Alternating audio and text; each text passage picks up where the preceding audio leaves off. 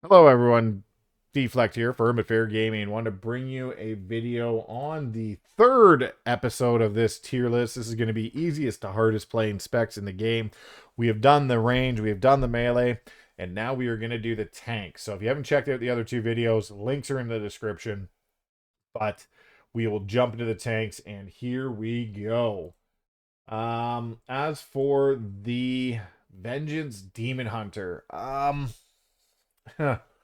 Vengeance Demon Hunter isn't, just for argument's sake, we're going to space these out as much as we can. So this is obviously not going to be crazy. Um, but it's a pretty straightforward rotation. Your AoE is a rotation. Your single target's pretty easy rotation. You don't have a lot of buttons, not a lot of button bloat. When you had the double sigils, it was a little tougher, but nothing crazy. You don't have double sigils anymore. Staying alive is a different thing, as you do have limited cooldowns because you don't have a lot of buttons. I'm going to put it in the knowledge of staying alive. We're going to put it in not bad. It's for the buttons and then what you'll be hitting. It could probably go into the easiest, but for argument's sake, we're going to go into not bad. None of the tanks are like crazy, crazy difficult, I don't find. But there are some definitely harder than others, and I'll try and space them out as much as I can without going too crazy. Prot Warrior. Prot Warrior. It doesn't have a lot of buttons. You build rage, spend rage. You basically shield block, ignore pain. I can put most of them in not bad and mid, but that's really not a very helpful tier list. So where would I put this? I think, just to space it out, I think it's gonna go. Oh, mid. It's not an overly complex. It doesn't require a lot. Um, Pretty straightforward class. You do have some okay utility. You don't have crazy utility. VDH has more utility, but VDH does not have a lot of buttons. We're gonna put that in mid. Prot Paladin.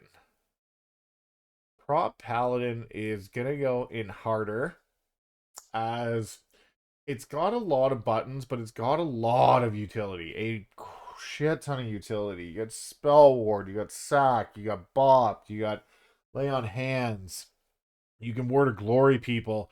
Like, played properly, it's a quite complex spec because you also have to stay alive. Plus, you do the top damage. Like, it definitely can get up there. And you do have quite a few defensives because you can spell ward yourself to cheese an part, and then with the new talents, you can actually, with forbearance, use bubble. So as long as you use them in the right order, you actually get two basically immunes for spell damage. So it does benefit. There's a lot you can do with it. I would say base knowledge, it's not overly difficult, but actually playing the spec, it is very difficult to play well. Could you put this in mid and do just fine? Absolutely. But to play well, it's got a high ceiling. I would say that. Definitely has a high ceiling. Um, Brewmaster. Brewmaster is my favorite tank. Unfortunately, it seems that Blizzard fucking forgets it's a tank and doesn't give a shit about it. So the benefit to Brewmaster used to be you would do top damage at the disadvantage of being basically the least survivable. So you would do tremendous more damage, but you were definitely the squishiest tank. And then you stopped doing top damage and didn't get a crazy amount of defensives to justify not doing top damage. The rotation is probably the most complex out of them all. And the survivability aspect is probably going to put it in hardest because there are times out of them all, I think it will be the hardest to play. It has gotten marginally easier, but there are some nuances to it, that's for sure. It is probably definitely the hardest one to master. That being said, when you did, it used to be crazy damage. But out of the tanks, yeah, Brewmaster is the toughest to pick up. And this is M plus. This isn't raid because raid changes everything, so I didn't want to put that in. As for our next one, Blood DK. Blood DK. What do we do with this? Blood DK, I'm going to say, is easier than Vengeance Demon Hunter. In the fact that you really, it's Hearth Strike, Death Strike, and you pretty much get away with a lot of things. Blood Boil gets you aggro pretty easy. D&D, you have defensives for a lot of stuff. You can, in high keys, get clapped pretty quickly to white hits, which is crazy. But that's where it does tend to fall over, especially with the new Death Strike changes. You used to be able to like Death Strike, and get some huge healings. But now they've changed that, so there's a cap on your Death Strike, and you do have to rotationally put it in. It does make it semi harder, but not crazy hard. It's less than VDH, I think, just because you do have a lot of defensives. You get your Icebound Fortitude down to a low cooldown. You have Lichborn and all that fun stuff.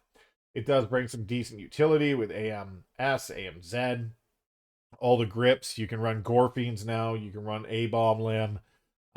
It is pretty helpful for gathering ads that way. And it's one of the funnest ones to play. So if this is a fun tier list, this would definitely go up here. I do think Blood DK being pretty self-sustained is a really good time.